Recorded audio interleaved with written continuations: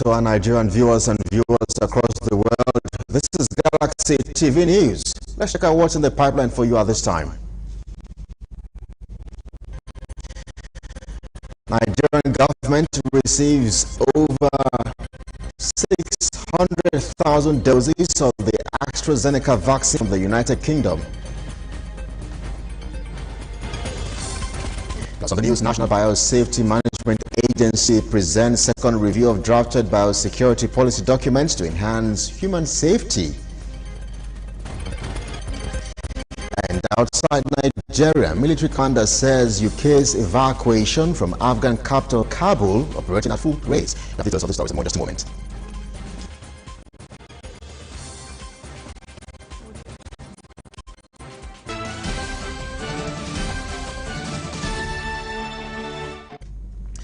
And now, wherever you're watching from around the world, we are live from our headquarters here in Lagos, Nigeria. I am Kelly Egiga. On our first story, Nigeria has received 699,760 doses of the AstraZeneca vaccines from the British government. The official handover of the vaccine doses to Executive Director of the National Primary Healthcare Development Agency held at the cold storage unit close to the Nnamdi Azikiwe International Airport in Abuja on Tuesday. Galaxy's Godfrey Shemoge was there and now completes the report. These are part of 3.9 million doses of the AstraZeneca vaccines donated to complement what Nigeria had in the first phase of the national vaccine rollout. And this is to ensure coverage for not only those who will be taking the second dose of the AstraZeneca vaccine, but also for persons who have taken same the first time. Acting British High Commissioner to Nigeria, Jill Atkinson, conducted the vaccine handover on behalf of the UK government. Working in Nigeria, we have restructured our health and development programming to support Nigeria's response to COVID. And we continue to respond to the COVID outbreak, working in close harmony with the relevant elements of the federal government of Nigeria. This has been coordinated through the UK Health Security Agency, formerly Public Health England, who have a long-standing relationship with NCDC here in Nigeria, and the NCDO's Lafia Health Programme in selected states, as well as direct technical support and engagement at the federal level. In his submission, Executive Director, National Primary Healthcare Development Agency, Dr. Faisal Shoaib, once again assured safety and effectiveness of vaccines in Nigeria. AstraZeneca is a vaccine that we are all familiar with, and our health workers are experienced in its administration and management. Its storage requirement is the same as most of our routine immunization vaccines, at temperatures of +2 degrees Celsius to +8 degrees Celsius. Let me assure all Nigerians that all vaccines certified by the World Health Organization and NAFDAC are highly effective against COVID-19 virus, including the Delta variant. He said another batch of the AstraZeneca vaccines donated by Canada are also on the way. We have also received communication from the COVAX facility of an additional 801,600 doses of AstraZeneca vaccines. These doses are donations from the Canadian government and will be available for delivery by the end of August. The vaccines received by Nigeria this Tuesday will now be distributed throughout the country. Godfrey Shemoge, Galaxy News, Abuja.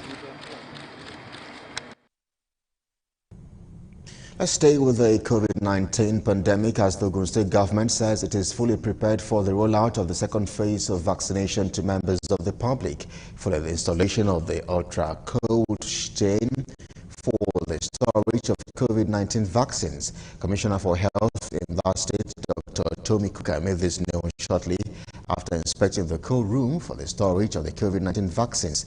She noted that it is important for everyone to be vaccinated, stressing that no one is safe until 70% of the population have been fully vaccinated. She added that the state is yet to receive the vaccines from the federal government with a pledge to commence rollout once the state gets the vaccines. refrigerator that was delivered to Ogun State about 2 weeks ago, which has now finally been installed in preparation for our second phase of the vaccination, particularly for the storage of the Moderna vaccine, which we all know has to be stored at an ultra-cold temperature. At the moment in the country, we have about 3 different makes of the vaccine available, which is the Moderna, the Johnson & Johnson, and the AstraZeneca.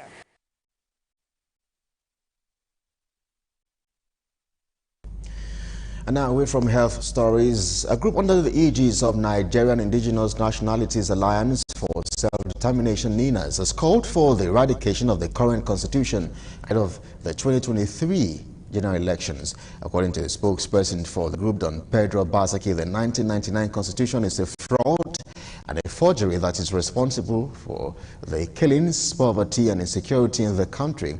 Speaking to newsmen, he said the only way Nigeria can get true freedom is by ensuring that the current constitution does not serve as the basis for the conduct of the 2023 elections. On his part, the General Secretary of the group, Tony Nadi, noted that the defeat of the 1999 constitution would guarantee the safety and economic welfare of Nigerians. The 1999 constitution was a total fraud that could not be cured by amendments, and more importantly, that the legislative mandate of the National Assembly is lawmaking and does not extend to constitution making. It is not a constitution drafting assembly. The current constitutional arrangement of Nigeria as a pressure cooker for injustice, and that Nigeria, under the current 1999 constitution, is now a danger to global peace security, as Nigeria can snap and cause an unprecedented global refugee crisis. You see, that begins with we the people having solemnly resolved to live together, do hereby make the following constitution. Is the memo that we the people is we the Yoruba, we the Ogoni, population that could be countries of their own. Yoruba will be a country of 60 million people. And you say we, the Yoruba people, having solemnly resolved with the Ijaw people, the Igbo people, the Beron people, do hereby make and give on that they resolve to be in one union. That's one claim, and it's false. It was the constitutional arrangement of Nigeria was responsible for all those flow of blood, and that Nigeria become a danger to the global community under that constitution. That if it is not taken care of, Nigeria will snap, and the global community will have to work out how to manage 200 million refugees. Well, let's stay with that particular story as we get some analysis and perspective from Don Pedro Obaseki, President, Midwest People's Movement of Nigeria. Don, good to see you. What exactly do Nigerians stand to gain from the elimination and eradication of the 1999 Constitution, which you seem to be very interested in?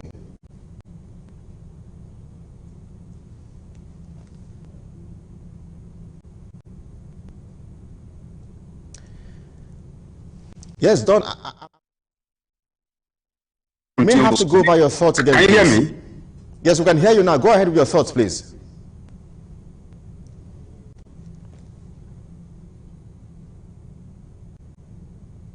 I said, Nigeria is like a nation that builds via reverse osmosis, and is where the problem is. The Nigerian Constitution, as it is presently constituted, is a lie. It's a fraud. There is room for all the constituent components of the Union of Nigeria to sit and negotiate, or to use it properly, refederalize the country. So there is the need, prior to that, to decommission the Constitution. It is nothing new. It was done in South Africa during the apartheid era, done in the Soviet Union. It was done in other nations across the world. So what Nigeria will stand to gain is to have the proper columns and pillars as not that proper federation. so that Nigeria can stop living a serial lie. Today, our nation is a lie. Like Tony said in the in your up-sound that you just gave, it is simple. The first line of the Constitution that says "we the people" is a lie, because never did we the people in 1999 sit, whether you are from Birom, Pangshin, Shendam, whether you are Ibibio, Bini, Urobo, Yoruba, Hausa, any one of us. All right. We never sat and constituted that constitution. That is the problem. And everything that is on that Don Pedro, unless you we need to just a moment. We need to shift our focus to other issues as regards what is playing around you, because some people believe that I mean, America's had just one constitution for quite some time, and they only had to, make amendments, and people wonder why we can't just resort to just making amendments to the constitution. But away from that is also the fact that there were reports that the federal government was planning to proscribe your group or members of your group. How are you and the rest of your team receiving this report? Okay, number one, let's not misinform people. The American Constitution, which I am very, very abreast, was done by the unquote founding fathers. All those who created the unity of the United States, all across the United States. They were not all English. They came from places of New England, which you call New Hampshire today, New York, Connecticut, Boston, yes, Massachusetts, along with maybe the next question, because we are absolutely pressed for time. So, how are you responding to the news that the federal government is planning to proscribe your group? We are not a group, it's just an alliance of several groups. NINAS is an alliance of several groups, so they may have to proscribe all ethnic nationalities, or particularly those of Southern and Middle Belt extraction, which means proscribe all the groups of Yoruba land, or the group of the Midwest region of Nigeria, or the groups of the Southeast, or the group of the South, or the group of all.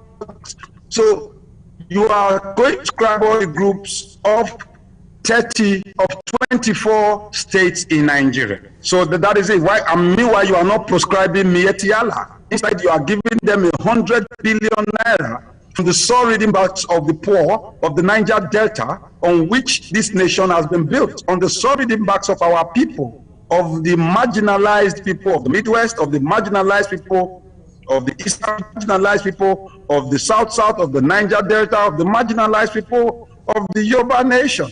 You don't solve problems by pushing it under the carpet. You don't solve problems by deciding over everybody. You don't solve problems. We are just saying dialogue.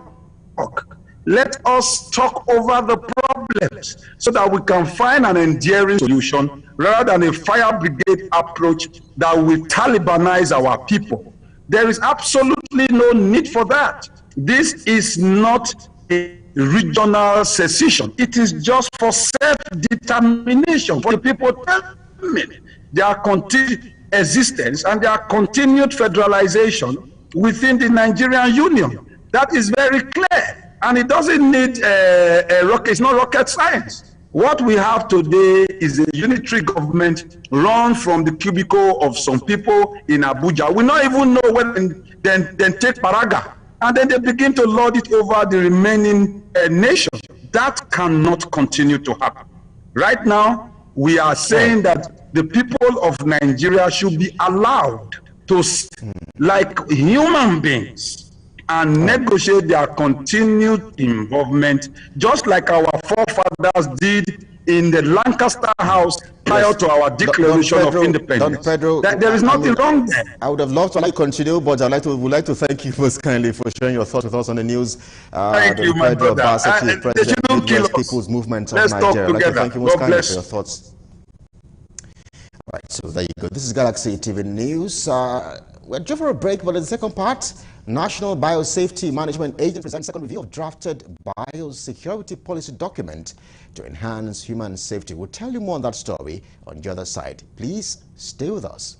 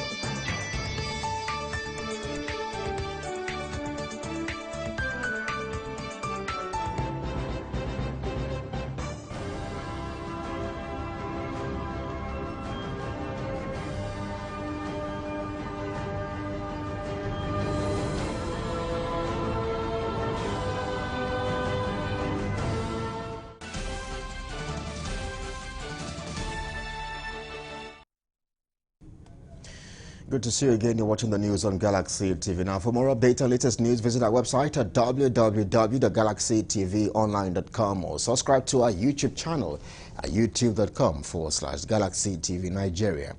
You can follow or interact with us on our Facebook page at facebook.com/Galaxy TV. Don't forget to follow and tag us on our Instagram page at Official Galaxy TV. If you have breaking news around you, you can avail our eyewitness feature via WhatsApp. Simply share a story by sending short clips or videos of the news on 0818 666 669. Our social media platforms are user-friendly and can always accommodate your live update and comment. Now, the National Biosafety Management Agency has presented its second review of drafted biosecurity policy documents to enhance human safety and promote economic development of the country. Permanent Secretary of the Ministry of Environment, who presented the documents to stakeholders in Abuja on Tuesday, said the document developed has a full recognition of biosecurity as a multi-sectoral discipline with effort geared towards human health approach. Represented by Director of the Ministry, Bolanle Ajayi, the PEMSEC said implementation of the document will help to stimulate unified approach in national biosecurity system as well as minimize the effect of biothreat to humans, animals and plants in Nigeria. Coordinated and functional biosecurity system towards minimizing the risk of biothreats to the environment, human health, animal, plants in Nigeria. I must say that this journey so far in developing this policy to meet international best practices, taking into consideration our national priorities, has been worthwhile. Earlier, the country representative of the World Health Organization, WHO, Philip Zerko, pledged WHO support to ensure the policy becomes a working document that will be internationally recognized.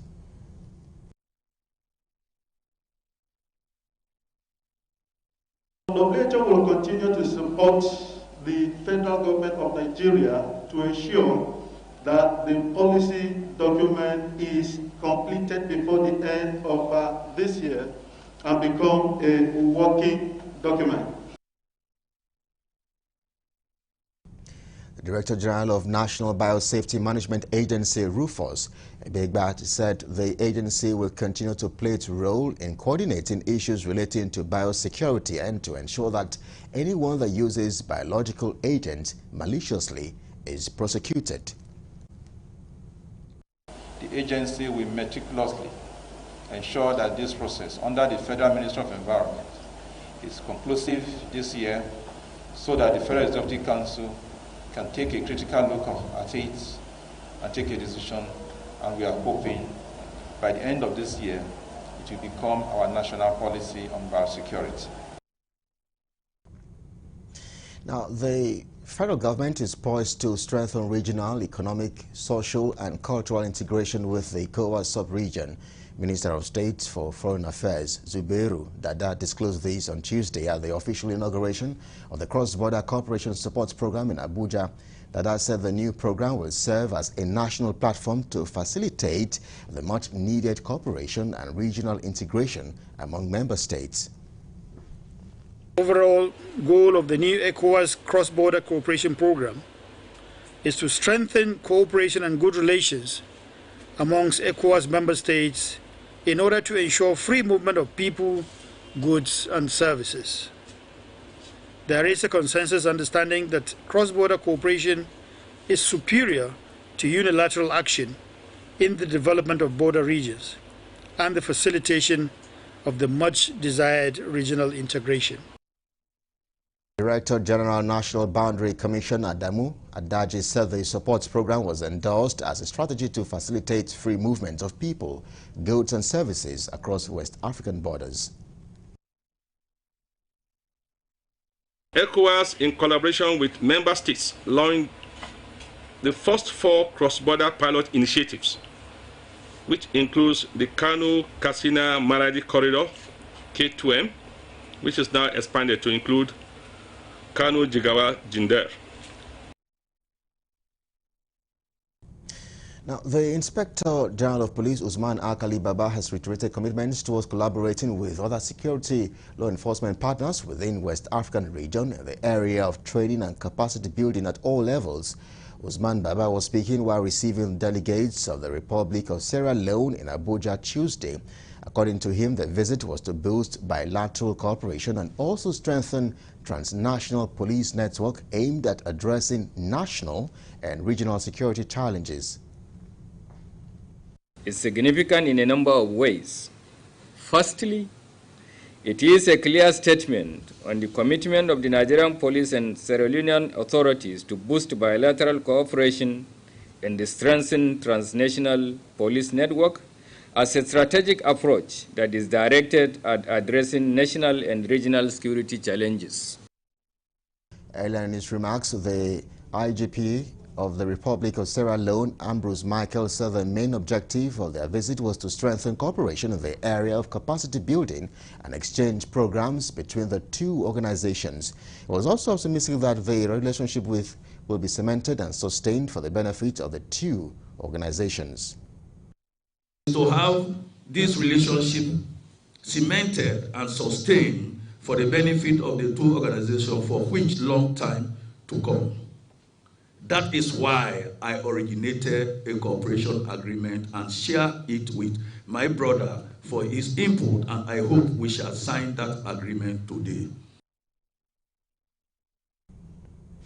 Now, officials of the Nigeria Security and Civil Defense Corps NSCDC in Ondo State have arrested a 29-year-old man for allegedly raping a 4-year-old girl in Akure, the Ondo State capital. Parading the suspect and 3 others, the state commandant of the NSCDC, Ahmed Abodirin, said his men acted professionally by saving the suspect, who was almost killed by some angry mob. The commandant, however, said from the judicial statement of the suspect, he confessed that he sexually abused the 4-year-old girl by kissing and using his manhood to caress her private part. In another development, a 13-year-old was gang raped by Oluwadare Olawale and Suraju, who both hailed from Ikere Akoko in Ondo State. The victim was lured and abducted to a private apartment, and the 2 suspects took turns in raping the victim. The first one, Oke Adebomi, who went and raped or defied a 4-year-old girl. The mother was not around. He lured her into his room and had sex with her. Later, I off his pants, sir.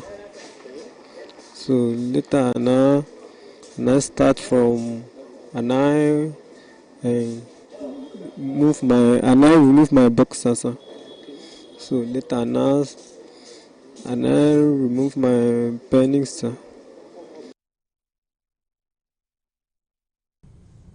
Still tracking crime stories, the Nigerian Police Force has declared 2 sons of the late Olu of Warri Godfrey Emiko wanted for stealing the royal crown. The Prince Oyowole Emiko and Prince Omatsuli Emiko are currently wanted for allegedly breaking into the private apartment of the Olu of Warri and stealing the royal crown. Warrants of arrest have been issued for both men by a federal high court in Benin City, Edo State. The warrant was issued by the Force Criminal Investigations Department, Zone 5 Headquarters, Benin City, of the orders of the Inspector General of Police, Usman Baba Alkali. Meanwhile, officers of the Oyo State Police Command have arrested an ex-banker, Adeyemi Tosin, for defrauding a customer to the tune of 10 million naira. The suspect, according to the public relations officer of the command, Adewale Osifeso, siphoned the amount from the account of the 78-year-old victim at the Challenge area, Ibadan branch of a first-generation bank. According to police sources, preliminary investigations reveal that the victim's dilemma began after his ATM card got trapped at the bank's automated teller machine. It was gathered that after a failed transaction at the Challenge Ibadan branch and the aforementioned suspect, a banker at the branch was approached for assistance at the banking hall. The suspect, after he collected details of his unsuspecting victim, proceeded to open a virtual account with another bank where the victim's money was lodged with the intention of gradual withdrawals at a later period. Towards bridging infrastructural deficit and achieving even development across the state, the Oyo State House of Assembly has approved additional 6 billion naira credit facility for Governor Seyi Makinde. The approval follows a request letter sent to the lawmakers by the governor, which was presented before the lawmakers on Tuesday. Speaker of the House, Adebo Ogundoye, said that the 9th Oyo State House of Assembly will continue to monitor the spending and expenses of the Executive Council and ensure the loans being approved will be judiciously used on developing and completing ongoing infrastructural projects in Oyo State. Concerned that the people residing along these roads have responsibility to their families as well as to the government. Mr. Speaker, in these hard times of economic crunch, government should heed the call of the residents and business operators and commence the process of rehabilitating this road for the betterment of the people. All the roads in Oyo State, especially all the roads in our local governments, all the access roads are not cheap this time around, and dilapidated this right now. It's their duty as executive chairman of their respective local government to construct roads in their own local government. We are not asking them only to combine. There is local government road, there is state road, there is federal road. That is from A, B, C. That's why the new committees are constituted to be more effective in making sure that they have records of work that is being done. They have records of work that has been done, and they also have an idea of work that has to be done, so we can properly monitor and carry out our oversight function as within the Constitution. Also at Tuesday's plenary, the House announced plans to screen the State Audit Commission Chairman nominee David Okediji on Thursday. Meanwhile, Oyo State Governor Seyi Makinde has requested the consideration and approval of the State House of Assembly for a supplementary budget of 50 billion naira. And now party politics. The All Progressive Congress APC has inaugurated the National Campaign Council for the 2021 Anambra State governorship elections. National Chairman APC Ketika Extraordinary Convention Planning Committee May Balabuni, while inaugurating the council at the party National Secretariat in Abuja, said members of the committee were carefully selected to deliver Anambra State to the party. Buni enjoined members of the committee to work as a team and to carry everyone on board, encouraging them to reconcile differences among members who fell out because of the governorship primaries to enable the party participate in the elections with a united front. The members of the committee were carefully selected owing to your individual capacities, and they believe that you will collectively, as a committee, deliver this threat to the party. You are enjoined to work as a team and to carry everyone on board. You are also advised to reconcile seeming differences within the members of the party which might have arisen following the governorship primary, for us to confront the election with a united front. Speaking on behalf of the newly inaugurated council, the chairman and governor of Imo State, Hope Uzodinma, assured that the committee will be proactive and professional towards discharging its duties. We've been carefully selected to go and talk to the people of Anambra State, to market our candidates, and to make promises and tell them the program the party has for them, and also preach to them to understand the need of being a member of a national ruling party and the advantages inherent to such opportunity, and to convince our people in Anambra State to vote massively for APC. Now, the governorship elections in Anambra State is scheduled for November 6, 2021. Let's stay with the APC, but this time in Taraba State, as the party has taken steps to address the complaints that trailed the just concluded World Congresses in that state. The party is also working towards the unity ahead of the 2023 elections.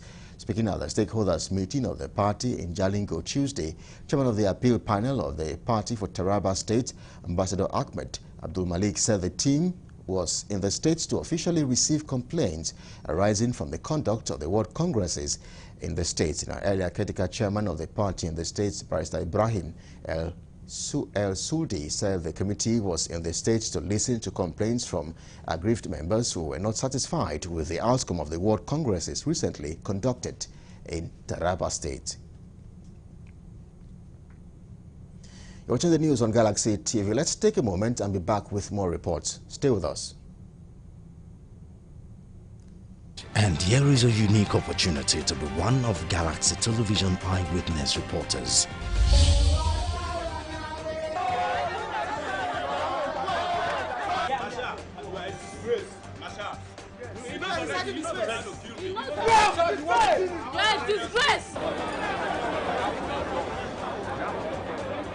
If you have breaking news around you, why wait to share it? Just avail our Galaxy News Eyewitness feature by sending your stories via WhatsApp now. All you need to do is send clips of the news around you as they break to 0818-6666-669. You can also stand a chance of getting 2,000 Naira worth of airtime if your story is used. Galaxy Television Eyewitness Reporters, breaking news around you from your perspective.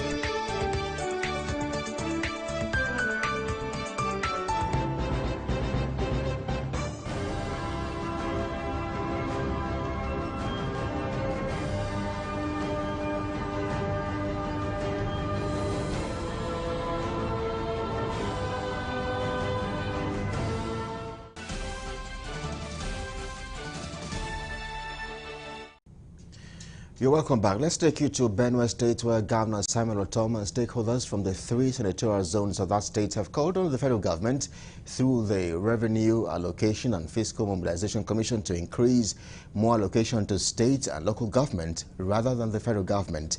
The call was made in an interactive session held at the Government House, Makurdi, with the federal commissioner and members of the commission on the planned review of allocation formula ahead of its regional town hall meeting to be held in Jos, the Plateau State capital, in the coming days. Some of the stakeholders, including traditional institutions, called on the federal government to reduce parastatals and agencies and incorporate traditional institutions, among others, in the review of the new sharing formula. Parastatals only. Otherwise, change the formula every year. Still, the federal government will lack funds to operate. With this at the background, your decisions in reviewing should be looked at. More money, in fact, we should reverse the trend of more money to the federal, to the state. People say they don't understand restructuring. I think what they are talking about is that there should be reallocation of the resources. Any place we hear this, most people are more interested in the allocation and the Technical Commission. What about the mobilization? Are you people not actually interested in telling us how to mobilize and raise funds? Maybe my English is not getting me correctly. Challenges we are having today, the 36 state governors, if not all, most of us believe that we should have state points to do our local arrangements and all that. Currently, Benue State government is involved in hiring, in collaboration with the traditional rulers, involved in hiring community volunteer guards to complement the conventional security with what they are doing in our state today. Meanwhile, the Federal Commissioner Samuel Magbe, however, said the stakeholders meeting is to sensitize the people on the planned review of federal allocation sharing formula in view of the insecurity challenges, inadequate funding, among others, which the law allows to be reviewed every 5 years. The Revenue Mobilization and Allocation Commission and the Revenue Collection from the Federal Government account is expressly constitutional responsibility of the Commission. Specifically, Part 1, Paragraph 32 and the text schedule on the 1999 Constitution of the Federal Government empower the Commission.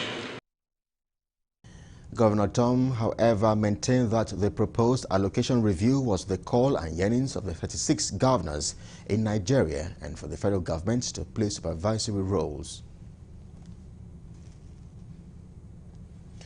Let's stay in Benue State, where following the heavy downpour that displaced thousands of residents from their homes and destroyed properties worth millions of naira on Monday, in Makurdi Metropolis, some members of civil society organizations have stepped up advocacy campaign for residents to be wary of water used for domestic consumption during the period. The civil rights group expressed worries that without sensitizing the public and the affected communities, there could heighten levels of cholera outbreak from overflowing sewages and other health-related issues from the flooded communities, while imploring them to relocate to a safe place. A civil rights activist who spoke to Galaxy TV News said the group is assessing the situation in collaboration with the state governments to provide support and assistance towards bringing succor to the affected victims. And so what we are doing is massive sensitization to ensure that people do not defecate in the open, because this defecation they do runs into water that is already running, and then people end up drinking it, and it causes a lot of havoc. You can hear the number of people who are affected with cholera now is on the rise. And to ensure that we reduce this, we are sensitizing people, the public, and especially women, mothers. A lot of family raise alarm of being displaced. To prevent this flooding, there's a lot of things we can do as environmentalists. When you plant trees around, your flood plains, if there are trees planted there, chances are that the flood will not be very, very severe. Some of the affected communities who spoke about their experiences expressed sadness over the development, saying many of the affected victims have left to stay with friends and family, but some of them came around to protect their remaining properties. Meanwhile, one of the affected residents said flood can be solved if the ecological fund is resolved to channel towards addressing sections of the communities where it is flowing from. Every year like this, we face similar situation of extensive rainfall and flood. But whenever there is a declaration, we will see multiple of this kind of flood, and that is what we are experiencing and what you can see right now. Every year like this, the problem is that even they have done community efforts, the church has done her own part. We will spend a lot of money, create road, create drainage, but the problem is that the water is not from this area, from these houses. It's coming all the way from very far place. So until the government control that up there, it cannot stop. All bench, when the students, they stay, water enter. No only way to me to stay. Don't remove anything. And I start outside here with my principal. They are crying, and I said, don't move any place.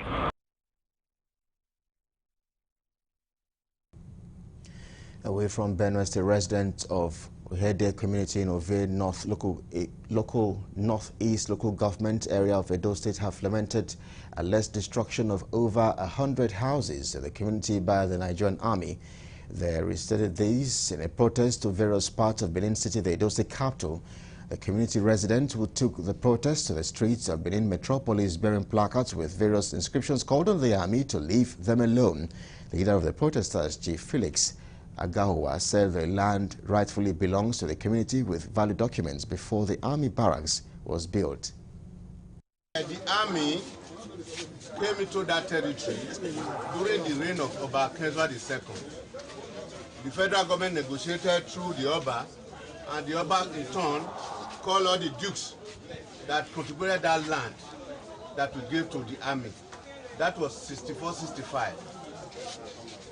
When they acquired that place, this federal Greek came in to take stock of individual cash crops within the territory there, and they were duly paid.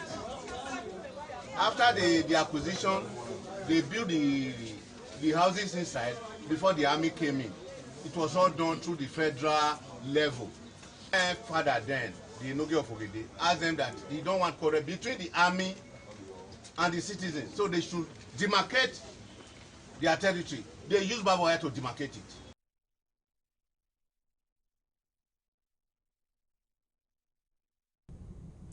This is Galaxy TV News. Let's join our international desk for more stories. Stay with us.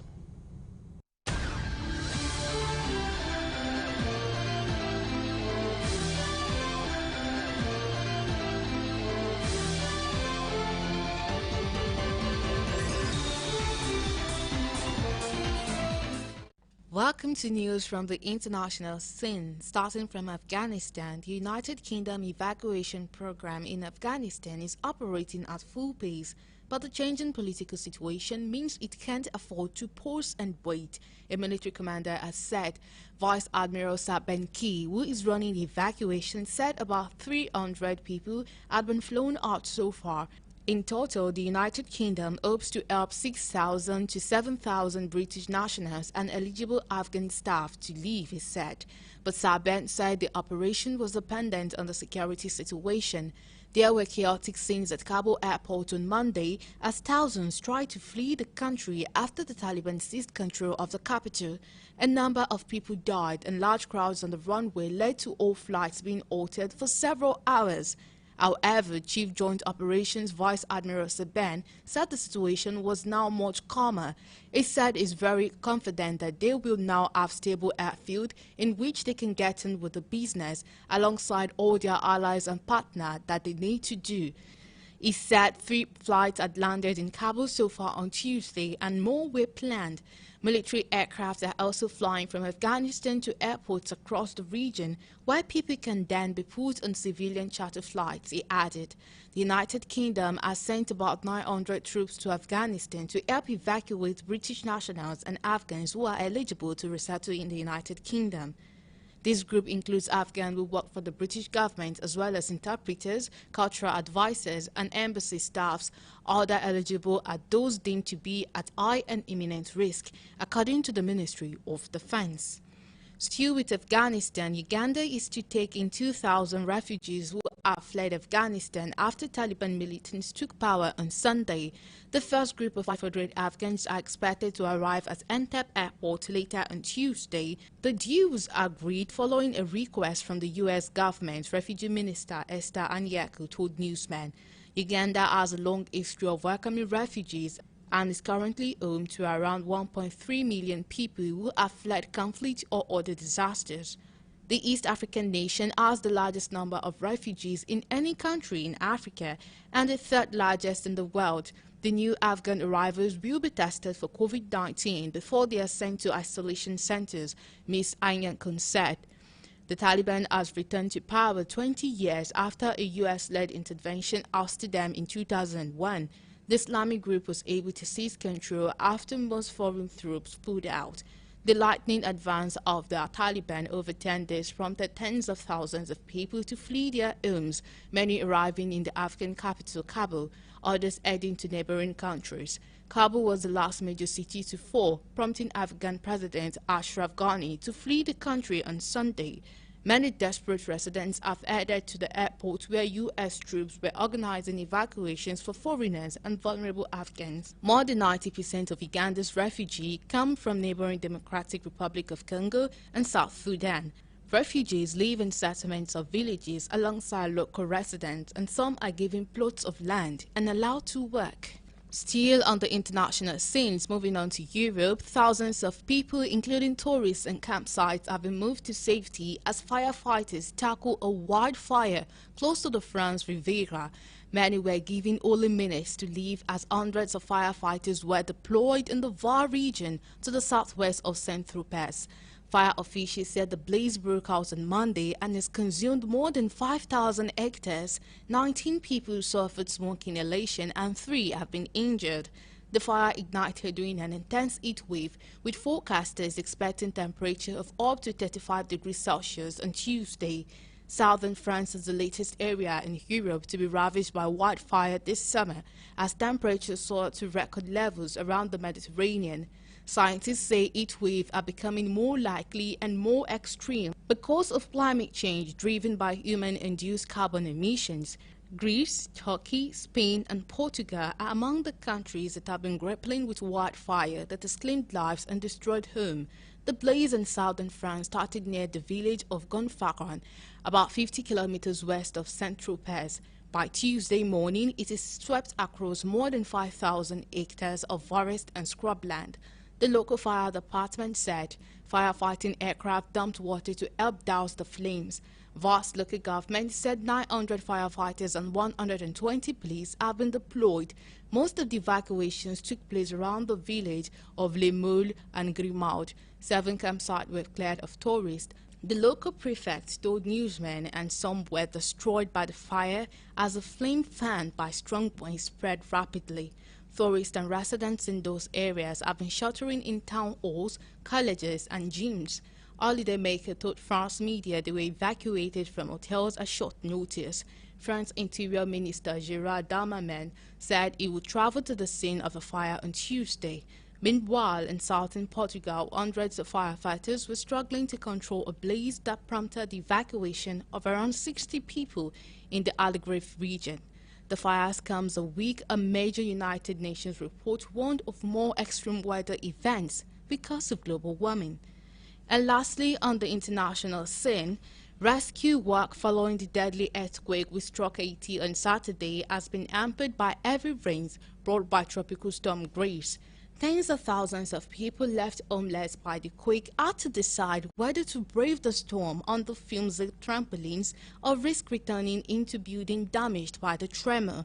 At least 1,419 people are known to have died in the 7.2 magnitude quake. More than 6,900 were injured and an unknown number are still missing. Rescue workers dug through rubble on Monday in a desperate attempt to find survivors before the heavy rain were able to turn the earth into glowing mud, making locating those buried even more difficult. At 6 a.m. Tuesday, Grace, which has been upgraded from a tropical depression to a tropical storm, was west of the city of Lake Cayce and moving further westward towards Jamaica, according to the U.S. National Hurricane Center. The NHC had earlier predicted that Grace could dump up to 25 centimeters of rainfall over the worst affected area. It is feared the deluge could trigger landslides. On Twitter, Haiti Civil Protection Agency urged good neighbors whose space had not been affected to help shelter displaced people. The southwest of Haiti appears to have suffered the worst of the damage from the quake, especially around the city of Lake Cayce. The earthquake compound problem facing the impoverished nation, which is already reeling from a political crisis following the assassination of its president last month. Prime Minister Ariel Henry, who is in power until fresh presidential election can be held, has declared a month-long state of emergency and urged the population to show solidarity.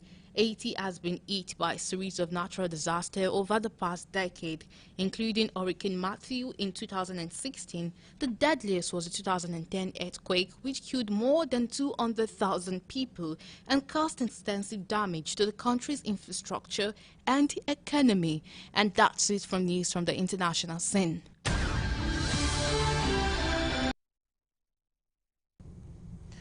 And to wrap things off, let's join the entertainment desk for more stories.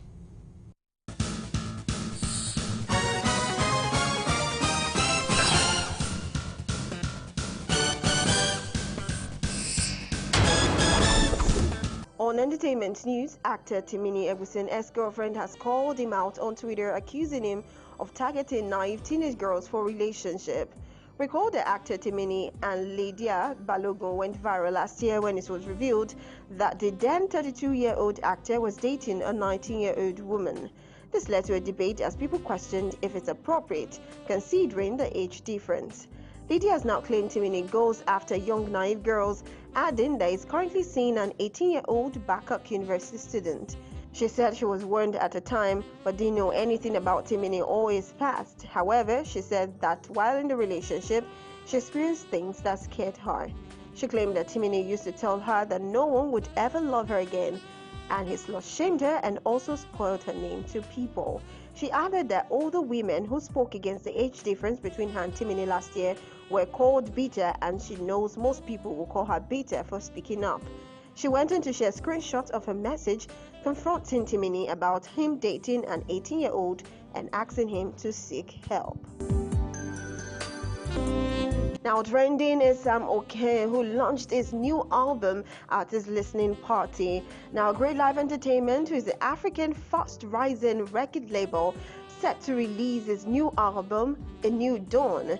Of course, the album is packed with different genres of music from dancehall, reggae, afrobeat, trap, pop, roots to soft rock to satisfy his fans, and of course across Africa and the world. The album happens to be his second studio work, having hit song produced by Wole Oni, Cray Beats, Palm Strings, Skill Beats, MKD, among others. Also featuring artists stretching to the United States of America, and of course featuring the legendary youth reggae icon Bucci of the It Is Well fame, among others. Sam Oke's track called The Answer is a great tune which has visuals shot by Africa's most talented cinematographer, Matt Max, amongst others. Now talking about the Big Brother show, at the beginning of the Big Brother Naija show, Big revealed to the housemates that there are 2 white cards among them and tasked them with the job of fishing them out. Perry confronted White Money in a recent fight in the house, saying that he had prior knowledge of who the white cards were. In a recent video, Perry was cited with Yusuf, Saga, and Boma as they tried to calm him down. Perry noted that he's not a villain and White Money has issues with himself, saying that White Money always plays victim. Saga advised him to back off and manage whatever issues he has and stop victimizing White Money. Perry replied that he would not apologize to White Money and noted that he did not match his energy when he was shouting. Now, seeing how adamant Barry was, Saga walked away from the conversation. He also disclosed the wife Money is probably still mad over the fact that he yanked him off the kitchen. Meanwhile, an old video of Barry saying he loves to play the villain has surfaced after his clash with White Money last night. Barry, who was asked the right character he would like to play, whether a superhero or a villain, during the interview, said he would like to play the villain. And according to him, there's something about the bad guy. Finally, on entertainment news, Khloe Kardashian has shocked the world by taking back her cheating baby daddy Tristan Thompson for the third time. Mirror reported that Khloe had decided to give Tristan another chance even though he broke her trust and humiliated her yet again. An insider told In Touch that Khloe is desperate to make it work and that Tristan has promised to do better. Khloe just wants a family back together. Admitting that her and Tristan are back together is not something Khloe is ready to do, according to the insider. The judgment from the public is already hella harsh, and another source claimed Tristan took a sports deal to be closer to Khloe and True, promising it will make things easier for both of them. And that'll be all on entertainment news.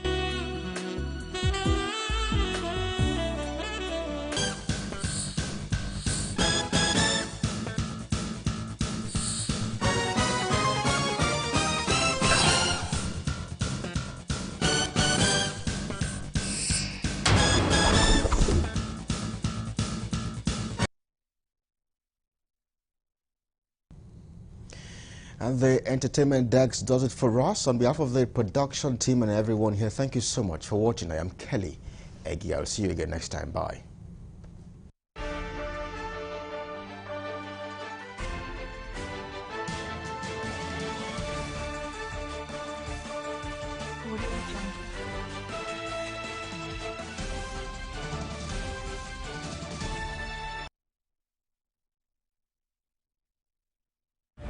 Yes, it's finally here. Galaxy Digital Communications